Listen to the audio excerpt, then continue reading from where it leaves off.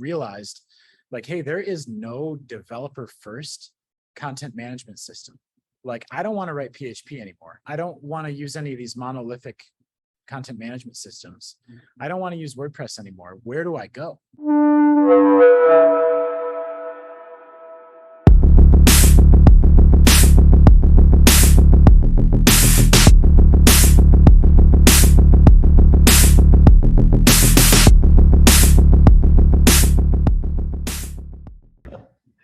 All right, this is another episode of the Form Your Own Pack podcast. Our guest today is James Mikrut. I hope I said his last name correctly, from Payload CMS. And James is another YC founder. You're brand new in the Y Combinator. That's amazing. Yeah, it's been quite a wild ride. It just started this week. And I've been working on Payload for a couple of years already. So we're not necessarily like a very early stage startup, but we're actually going full time now because we've been bootstrapped. Oh, wow, great. At this point. So yeah, I'm very excited. YC is a turning point for me, and it feels like it. Okay, so for people that don't know, who is James and what is Payload? So I've been a UX designer and a full stack developer for about 12 years or so. I kind of cut my teeth in Chicago working for an international e-commerce firm that was headquartered in Germany. So when I joined up with Cleverbridge in Germany, I got to work with a bunch of very talented engineers and very talented marketing people, and I quickly accelerated my development career and learned a lot. And I moved back to Michigan and started up an agency called Keen, and Keen grew pretty quickly. I've been an entrepreneur since about 2015, all in the agency space. But we had, it was an advertising agency at that time. So we were doing animations, we were doing video, we were doing websites, we were doing branding, naming, you name it. In the advertising and design space, we were doing it. But we quickly found ourselves taking on bigger and bigger digital products. And throughout that time, I built a pretty awesome team of React developers. We're all about React. I know there's a lot of hot stuff out there like Svelte and all this other stuff, but we're React. And my team just killed it. We got a lot of really, really awesome contracts. We built the Klarna.com website in 2019, got to work with the team out in Stockholm a lot through that project. And I used just about every tech stack on the planet in terms of CMS while I was at Keen. And funny enough, Klarna asked us to build their large enterprise website with WordPress. Okay. And I just thought that was a stuff. Like, I mean, I've used WordPress. I've made a lot of money using WordPress, and there's nothing against it, but it's definitely a developer tool, and it's definitely not purpose built for large websites. It's blogging software. And the reason WordPress is big is because it allows you to build websites without writing code. Right. But if you want to write code, and if you have a team of 15 developers that are building out a project, using WordPress is going to be a handicap for you. But what I found was interesting was Klarna was very adamant about WordPress because you could write your own code. It wasn't a very good experience, but like, we could write our own code, we could store it in version control, we could manage it, we could understand it. And so through that experience, I kind of realized like, hey, there is no developer first content management system. Like, I don't want to write PHP anymore. Right. I don't want to use any of these monolithic content management systems. I don't want to use WordPress anymore. Where do I go? And so I started looking on Reddit, just kind of scoping out what other developers were recommending. And it was just absolutely shocking how lacking the industry was for proper developer first content management systems, especially ones that are built with like JavaScript and TypeScript. So around 2019, we started working on Payload, and I got two co-founders with me. So we're three total, and they're high school buddies of mine. I've known them for 15 years or more. They're very talented engineers themselves. So all three of our founders are technical. I bring the UX and the design and the front end and the heavy React. And then my co-founder, Dan, brings a lot of the database experience, and he's been consulting with a lot of companies and knows a very versatile set of requirements. And then Elliot is an enterprise software guy that is specialized in AWS and like large enterprise software. Wow. So the three of us, yeah, it's we're a pretty well-rounded engineering team. And I mean, as a dev tool, you kind of have to be. Yeah. it needs to be cutting edge. All the code that we write, like this is for developers. They're going to scour the code. They're going to use it. They're going to build things how they want to build them. And they're going to expect that our tool does it right. So we've been pretty obsessive, but since 2019, we bootstrapped the whole way. We wrote code for 2 years. And during that time, I actually left Keen to start my own agency that was specialized specifically in digital products. So now I have a digital design agency called Trouble, and we're 8 people, about half designers, half JavaScript developers. And we've piloted Payload with our own client projects that range from the back end for a video game to a web app that has e-commerce to a subscription engine that handles like a SaaS app, all the way through to full native apps that are powered by Payload. And that's kind of where we tested it in a closed beta. And then in January 2021, we opened up the floodgates to the public and went live with Payload. And since then, we've still been bootstrapping. We've seen a lot of amazing reception. When we opened up the floodgates, people came in left and right, and they were like, finally, you guys get it. This is what we've always wanted. And so it's been very validating for us. And like, we found our product market fit. We tested it. We gathered feedback from our community. We made a couple pivots, but it's been going very well so far. And last month, we actually, when we found out that we were accepted into YC, we decided that, okay, we're going to fundraise and we're going to go full time on Payload.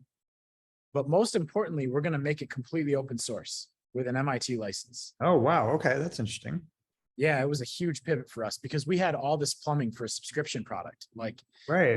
we had a billing model that was actually quite cool, where like you could use it completely for free just for 1 user. But for 5 users, you would need to pay $30 a month. But for unlimited users, you'd pay $120 a month. Right. But developers, and remember, this is for developers, we constantly heard that like, hey, this would be great if it was open source, but I'm not paying a subscription.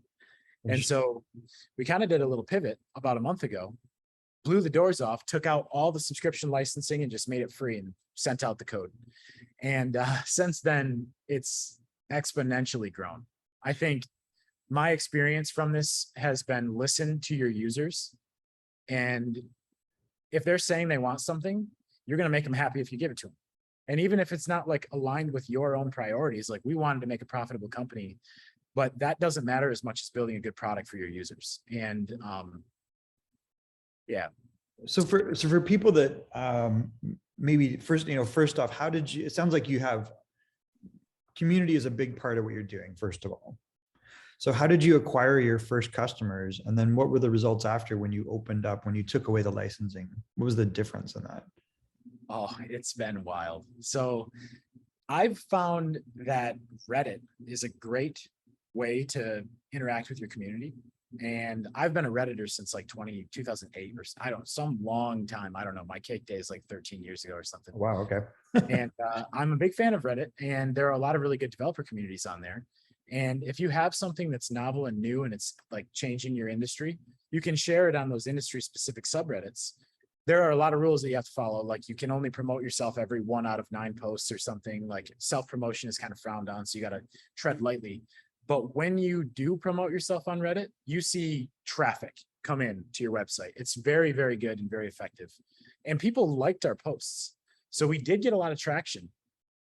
But like I mentioned, developers and a new subscription product, they were a little bit hesitant. So we got our first customer like 1 month in to being launched in public beta. And over the year of our licensing mechanism, we probably got up to like 5,000 monthly recurring revenue. Not a whole lot. Great. That's all right. I mean, it's all right, but it wasn't like exponential internet scale growth, right? Like that's what we want after. We need to scale. Scalable, of course. Yep. This is what we talk to, is people starting scalable ventures. So you were saying that with the license model, it was slow. Is that kind of because the adoption was slower? Well, it was slower than we wanted. And we found that Reddit, like, okay, so our strategy is appeal to developers where they are. Developers, surprise, surprise, have ad block. They're not going to click on ads. They actually hate ads. Sure. That's just the way it is in this community. Like it's not the same for marketers and for business B2B people, but like devs, they don't want to see ads. If they see an ad, they think it's spammy and they don't trust your product. So like my whole strategy is to appeal to developers far and wide across the world and let them propagate Payload up into their own enterprise organizations as a trusted software product that they want to use. So it's kind of bottom up. And to do that, every time I shared and I had a proprietary license, people were like, I don't really want to pay for this. I don't know. Like there are free alternatives like WordPress. I'm just going to keep using WordPress. Even if like Payload was infinitely more like built for them and their needs, they still see that free open source and they trust it more, rightfully so. And I do too. And so when we shifted last month, I think before we open sourced, we were at 600 GitHub stars, and now we're at 4,400 within a month.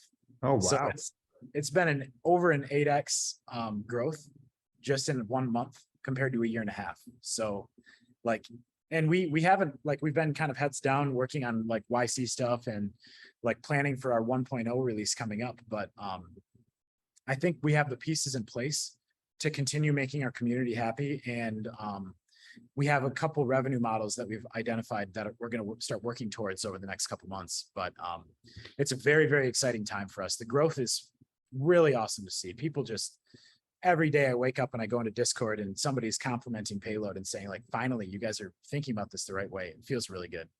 So the idea is that you'd have this huge open source free product that's out there. And then you would eventually, because you'd have so many on that side, you would try to monetize a percentage of that whole community, but you don't really have to advertise, right? Nope. We do have a couple Google AdWords campaigns set up right now, but I mean, they drive traffic, but they're not like our main source of new users. I would say that's still probably Reddit. And people just circulating Payload for us, like on Twitter, somebody will say like, hey, I just found Payload CMS, check it out. That kind of stuff. Like the organic growth is much more potent for us. But our future business model, we have kind of a two-pronged approach. So like you said, open source core product, but enterprise organizations often need specific features that the onesie twosie developers don't need, like single sign-on. Right. Like that's a perfect thing to gate behind an enterprise agreement because it's a little bit more involved. It needs to be very secure. There's a lot of like weight that's added to that feature. And enterprises will pay for that feature. And they'll also pay for SLA. They'll also pay for having a customer's like contact so that we can be there and we can talk to them as fast as possible. We can give them like 1 hour response times where they get to go directly to the Payload team, shared Slack channels, support agreements, all that stuff. We're finding that enterprises are willing to pay for. And so part of our future revenue model is just talking to enterprises and coming up with enterprise contracts. But the other half is we're actually going to start building a Payload cloud, which Payload is going to be free and self-hosted forever, Right. But kind of difficult to host a Node.js app, especially if it has a database and file storage, because you have to cobble together different vendors. So like there are some great hosts out there. We're never going to be a hosting platform. Like Vercel is amazing to me. I really love Vercel. But they only do your API layer. They don't do databases and they don't do file storage. So if you want to deploy a Payload app on something like Vercel, it's up to you to go put your files somewhere, to do all the plumbing back and forth, and to sign up for a database somewhere else. And then before you know it, you're paying $50 a month just for 3 different services to host an app. There are better ways to do it, but Payload Cloud will be the equivalent of Vercel specifically for Payload. So it'll be a one-click deployment. And that's where we're also going to monetize. So we're going to give developers a very, very easy way to just deploy a copy of Payload. We'll have a free tier. We'll have a very affordable tier, and then we'll scale upwards in terms of enterprise demands and high bandwidth needs and redundancy and scalability and everything like that. That's amazing. Well, it's super exciting to meet you at this point in your journey, and I'm excited for you guys to be in Y Combinator. If you could give other founders just one piece of advice, what would that advice be? I would go back to the listen to your users thing. Like, I wish we would have done that first. I wish we would have done that in January 2021, because if I did, I would be way ahead of where I was now. And it's a pretty obvious thing. Like everyone's going to tell you that, like, hey, listen to your community, send out surveys, meet with your customers. And of course we were doing that, but we had this reluctance to open source and our community was contributing and they were giving us code for free and they were like helping build the product, but we were still gating it behind a license. And if I went open source months ago, just listened to my community and gave them the features and the functions and the structure that they wanted, that's how you build a good business. You have to build something that people want. And I think that's even like almost the YC slogan. I didn't say that to be cheesy. Okay. Build something that people want. Is that? Yeah. That makes sense. Okay, well, but you don't know unless you talk to them, in other words. You got to talk to them early. Yep. So what's next for you guys? Like, what we know that you got the next 90 days at Y Combinator, and you're going to go up to SFO, and or you're there now. You're in Grand Rapids right now. Oh yeah, I'm still in Grand Rapids, and funny enough, it's way hotter here than it is in San Francisco right now, which is wild. So yeah, we just rented an apartment out there, and the two founders and I are going to build a war room in the living room in San Excellent. Francisco. There you go.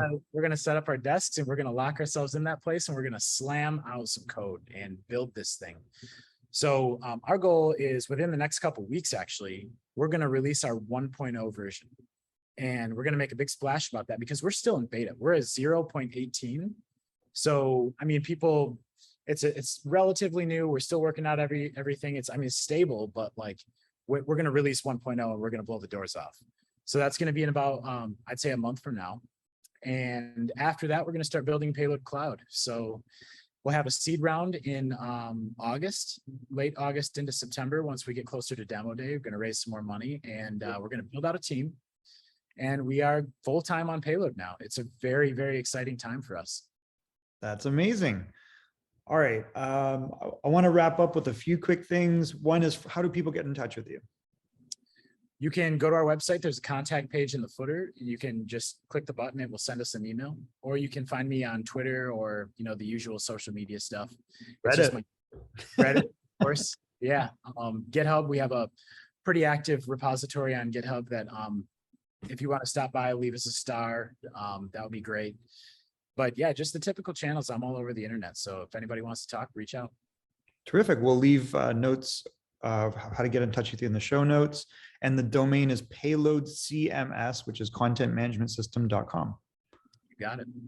Okay, so the final thing is, when we have interesting guests, particularly YC guests, we like you to nominate another guest. Who would you like to nominate as a future guest of the Form Your Own Pack podcast?